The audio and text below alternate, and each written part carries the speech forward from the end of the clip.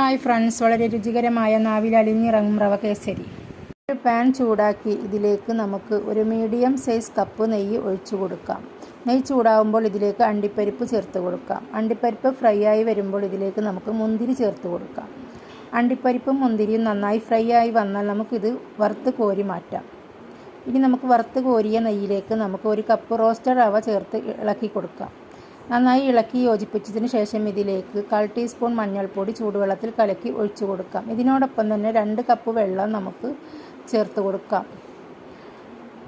നന്നായി മിക്സാക്കിയതിന് ശേഷം ഇതിലേക്ക് 1/2 കപ്പ് പഞ്ചസാര, 1/4 ടീസ്പൂൺ ഉപ്പ്, 1 ടീസ്പൂൺ ഏലക്കാപ്പൊടി, വറുത്ത് കോരി മാറ്റിയ നമ്മുടെ അണ്ടിപ്പരിപ്പും മുന്തിരിയും നമുക്ക് ഇതിനോടൊപ്പം ചേർത്ത് കൊടുക്കാം. പരിപ്പും മുന്തിരിയും എല്ലാം നന്നായി ഇളക്കി യോജിപ്പിച്ച് പാനിൽ നിന്ന് വിട്ട് വരുന്ന പരുവമായിൽ ഇറക്കി വെച്ച് നമുക്കൊരു സെർവിങ് പ്ലേറ്റിലേക്ക് മാറ്റി കൊടുക്കാം. നിങ്ങൾക്ക് എൻ്റെ ചാനൽ ഇഷ്ടമായാൽ സബ്സ്ക്രൈബ് ചെയ്യുക.